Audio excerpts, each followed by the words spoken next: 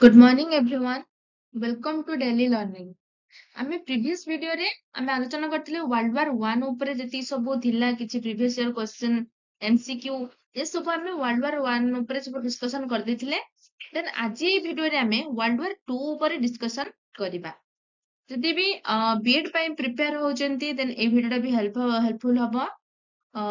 OSSC OSSC କିମ୍ବା ଯେକୌଣସି competitive exam ପାଇଁ ବି ଯଦି ପ୍ରିପେୟାର ହଉଛନ୍ତି ତାହେଲେ ଏଇ ଭିଡିଓଟା ଆପଣଙ୍କୁ ବହୁତ ହେଲ୍ପଫୁଲ ହବ। ତ ଆମେ ଚାଲନ୍ତୁ ଷ୍ଟାର୍ଟ କରିବା। ଏଠାର ଫାର୍ଷ୍ଟ କ୍ୱେଶ୍ଚନ ଦେଖିଛି ନା when did the second world war begin? ଏ ଯୋଉ ସେକେଣ୍ଡ ୱାର୍ଲଡ ୱାର ଟା କେବେ ଷ୍ଟାର୍ଟ ହେଇଥିଲା? କେବେ ଷ୍ଟାର୍ଟ ହେଇଥିଲା ନା ୟାର ଠିକ ଉତ୍ତର ହଉଛି 1939।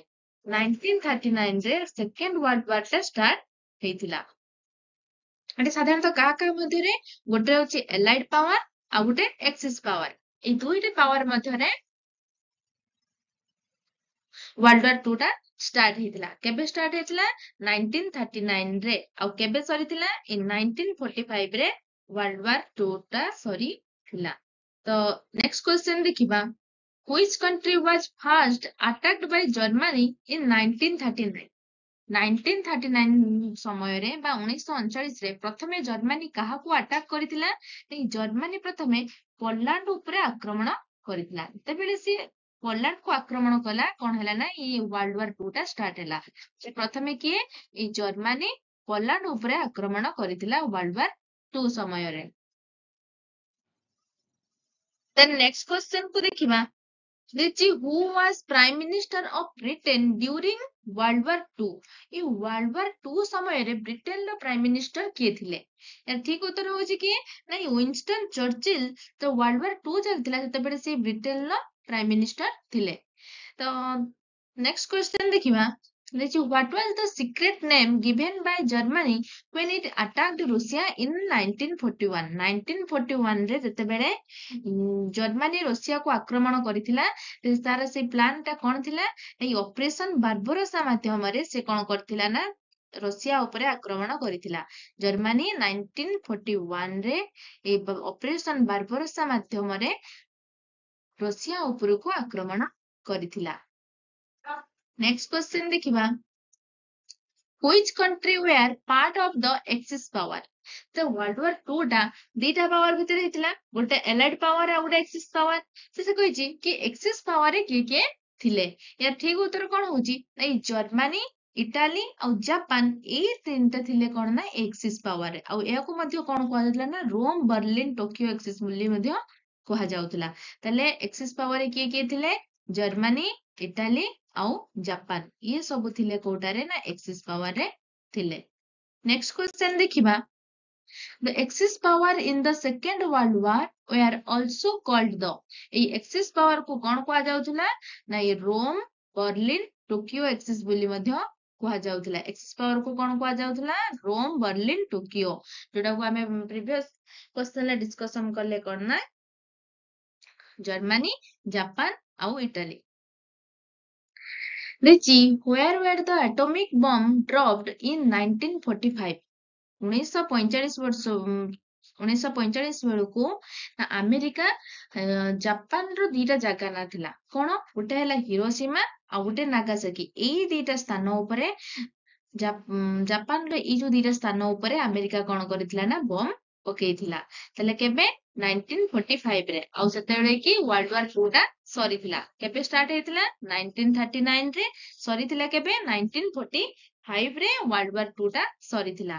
ଆଉ ଆମେରିକା ଜାପାନର ଦିଟା ଜାଗା ନା ଯୋଉଟା କି ହିରୋସୀମା ଆଉ ନାଗାସାକି ଏଇ ଦିଟା ସ୍ଥାନ ଉପରେ ବମ୍ ଟେ ପକେଇଥିଲା, ଆଟମିକ ବମ୍ ଟା। Next question ଦେଇଛି which project developed the atomic bomb? ଯୋଉ atomic bomb ଟା କୋଉ ପ୍ରୋଜେକ୍ଟ ମାଧ୍ୟମରେ ତିଆରି ଚାଲୁଥିଲା ନା ଏଇ ମନହାଟନ ପ୍ରୋଜେକ୍ଟ। ଏଇ ଆମେରିକା କଣ କରୁଥିଲା ନା ମନହାଟନ ପ୍ରୋଜେକ୍ଟ ମାଧ୍ୟମରେ ଆଟମିକ ବମ୍ ଟା ତିଆରି କରୁଥିଲା। ତାହେଲେ ସେ ମନହାଟନ ପ୍ରୋଜେକ୍ଟ ମାଧ୍ୟମରେ ଆଟମିକ ବମ୍ ଟା ତିଆରି କରୁଥିଲା। 1945 ରେ ଜାପାନର ହିରୋସୀମା ଆଉ ନାଗାସାକି ସ୍ଥାନରେ ପକେଇଥିଲା।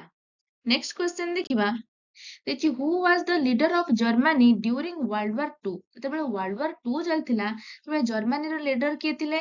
ସମସ୍ତେ ଜାଣିଛନ୍ତି ସେତେବେଳେ କିଏ ଥିଲେ ନା ହିଟଲର ଆଡଲ୍ଫ ହିଟଲର କଣ ଥିଲେ ନା ଜର୍ମାନୀର ଶାସକ ଥିଲେ ୱାର୍ଲଡ ୱାର 2 ସମୟରେ। ସେମିତି ବ୍ରିଟେନର କିଏ ଥିଲେ ୱିନଷ୍ଟନ ଚର୍ଚିଲ ଆଉ ଜର୍ମାନୀର ଥିଲେ ଆଡଲ୍ଫ ହିଟଲର।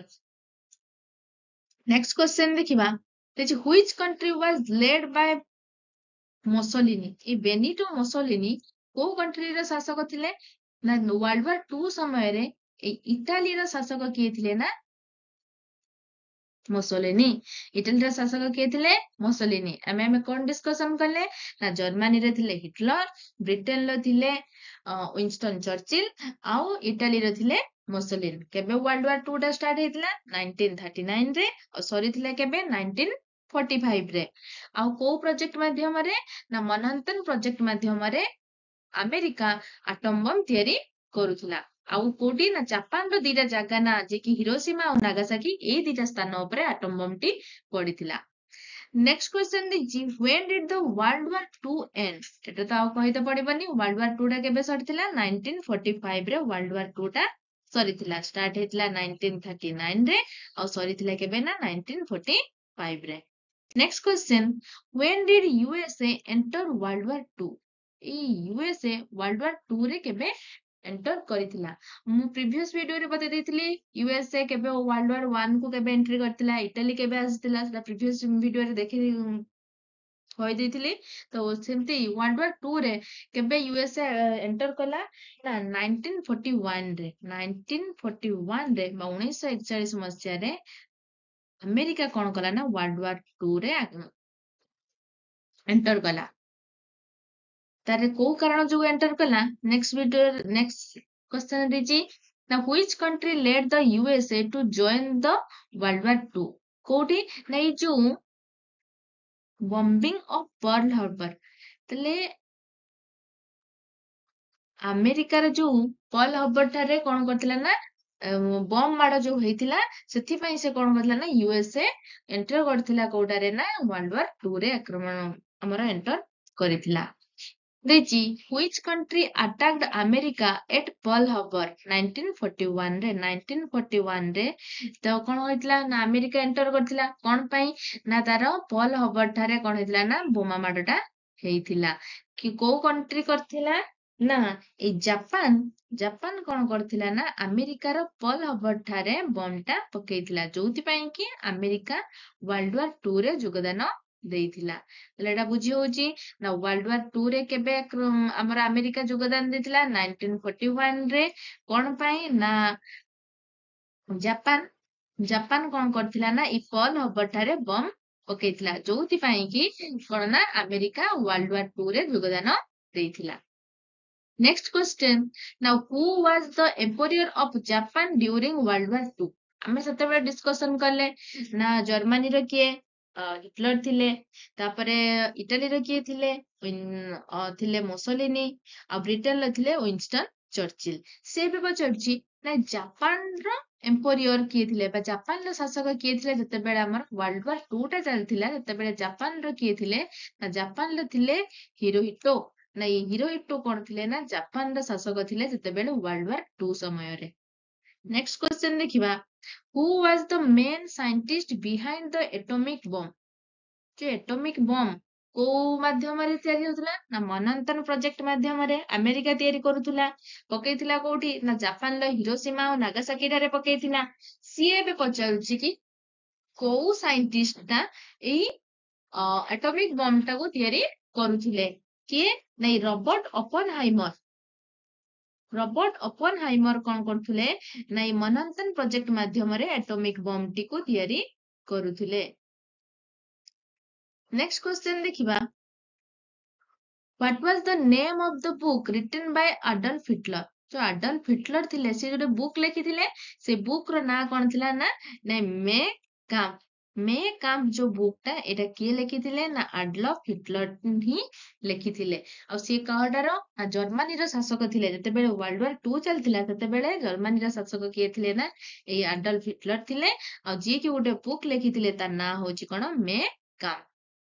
ନେକ୍ସଟ କ୍ୱେଶ୍ଚନ ଦେଖିବା which organization was started after the second world war? ଏଇ ସେକେଣ୍ଡ ୱାର୍ଲଡ ୱାର ପରେ କୋଉ ଅର୍ଗାନାଇଜେସନ ଷ୍ଟାର୍ଟ ହେଇଥିଲା ଫାର୍ଷ୍ଟ ୱାର୍ଲଡ ୱାର ପରେ କିଏ ତିଆରି ହେଇଥିଲା ନା ଲିଗ୍ ଅଫ୍ ନେସନ। ସେମିତି ୱାର୍ଲଡ ୱାର 2 ପରେ କଣ ହେଇଥିଲା ନା ଆମର ୟୁଏନଓ ବା ୟୁନାଇଟେଡ ନେସନ ଅଫ ଅର୍ଗାନାଇଜେସନ ହେଲା ୟୁଏନ ଏଟା ତିଆରି ହେଇଥିଲା। ନେକ୍ସଟ କ୍वेଶ୍ଚନ ଦେଖିବା the headquarter of the United Nation UNO ଏଇ ୟୁଏନଓ ର ହେଡକ୍ୱାର୍ଟର କୋଉଠି ଥିଲା ନା ଲିଗ୍ ଅଫ ନେସନ ର କୋଉଠି ଥିଲା ଜେନେଭା ଥିଲା। ସେମିତି ୟୁଏନଓ ର କୋଉଠି ଥିଲା ନା ନ୍ୟୁୟର୍କ ଥିଲା ୟାର ହେଡକ୍ୱାର୍ଟର। ହେଡକ୍ୱାର୍ଟର କଣ ଥିଲା ନା ୟୁଏନଓ ର ହେଡକ୍ୱାର୍ଟର ଥିଲା ନ୍ୟୁୟର୍କ ଯୋଉଟା କି ୱାର୍ଲଡ ୱାର 2 ପରେ ଷ୍ଟାର୍ଟ ହେଇଥିଲା। ତାହେଲେ ଆମେ କଣ ପଢିଲେ ନା ଦିଟା ପାୱାର ମଧ୍ୟରେ ହେଇଥିଲା ୱାର୍ଲଡ ୱାର 2 ଟା ଗୋଟେ ଆମର ଏକ୍ସିସ ପାୱାର ଆଉ ଗୋଟେ ଆଲାଏଡ ପାୱାର। ଏକ୍ସିସ ପାୱାର ରେ କିଏ ଥିଲେ ନା ଏକ୍ସିସ ପାୱାର ରେ ମେନ୍ କରି ଜାପାନ ଜର୍ମାନ ଆଉ ଇଟାଲୀ ଥିଲେ ଯାହାକୁ ରୋମ ବର୍ଲିନ ଟୋକିଓ ବୋଲି ମଧ୍ୟ କୁହାଯାଉଥିଲା। ତାହେଲେ ପ୍ରଥମେ କିଏ କାହାକୁ ଆକ୍ରମଣ କରିଥିଲା ନା ଏଇ ୱାର୍ଲଡ ୱାର 2 ରେ ପ୍ରଥମେ କିଏ ନା ଜର୍ମାନୀ ପୋଲାଣ୍ଡ ଉପରେ ଆକ୍ରମଣ କରିଥିଲା। ସେମିତି ଆମେରିକା କେବେ ଯୋଗଦାନ ଦେଇଥିଲା 1941 ରେ ଆମେରିକା କଣ କରିଥିଲା ନା ୱାର୍ଲଡ ୱାର 2 ରେ ଯୋଗଦାନ ଦେଇଥିଲା। ଆଉ କଣ ଅଛି ନା କୋଉ ପ୍ରୋଜେକ୍ଟ ମାଧ୍ୟମରେ ବମ୍ ଟି ତିଆରି ହଉଥିଲା ଆଟମିକ ବମ୍ କିଏ ତିଆରି କରୁଥିଲା ଆମେରିକା ତିଆରି କରୁଥିଲା। କୋଉ ପ୍ରୋଜେକ୍ଟ ମାଧ୍ୟମରେ ମନହାଟନ ପ୍ରୋଜେକ୍ଟ ମାଧ୍ୟମରେ ଆଉ ତାର ସାଇଣ୍ଟିଷ୍ଟ କିଏ ଥିଲେ ନା ରବର୍ଟ ଅପନହାଇମର ଏହାର ସାଇଣ୍ଟିଷ୍ଟ ଥିଲେ। ତାପରେ ଅଛି କଣ ନା ସେତେବେଳେ ଜର୍ମାନର ଶାସକ କିଏ ଥିଲେ ହିଟଲର ଥିଲେ। ବ୍ରିଟେନର ଶାସକ କିଏ ଥିଲେ ୱିନଷ୍ଟନ ଚର୍ଚିଲ ଥିଲେ। ଆଉ ଇଟାଲୀର ଶାସକ ଥିଲେ ମୁସୋଲିନି ଆଉ ଜାପାନର ଶାସକ ଥିଲେ ହିରୋହିଟୋ। ଆଉ କଣ ଅଛି ନା ୱାର୍ଲଡ ୱାର 2 ପରେ କଣ ତିଆରି ହେଇଥିଲା ୟୁଏନଓ ତିଆରି ହୋଇଥିଲା ଆଉ ୟାର ହେଡକ୍ୱାର୍ଟର କୋଉଠି ରହିଲା ନ୍ୟୁୟର୍କ ରେ ରହିଲା ବା ୟୁନାଇଟେଡ ନେସନ ତିଆରି ହେଇଥିଲା।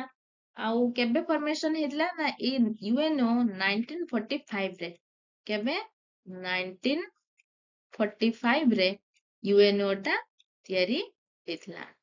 ଆଚ୍ଛା ଆଉ କଣ ରହିଲା ଆଉ ବାସ୍ ଏତିକି। ତ thank you like and subscribe କରିଦେବେ। ଆଉ ଯଦି ବିଏଡ୍ ପାଇଁ ଏବେ ପ୍ରିପାରେସନ ହଉଛନ୍ତି ତାର ଯେତିକି ସବୁ ଅଛି ହିଷ୍ଟ୍ରିର ଜୋଗ୍ରାଫିର ସବୁ ସିଲାବସ ଆମେ ଧୀରେ ଧୀରେ ଏମିତି କମ୍ପ୍ଲିଟ କରିବା। Thank you.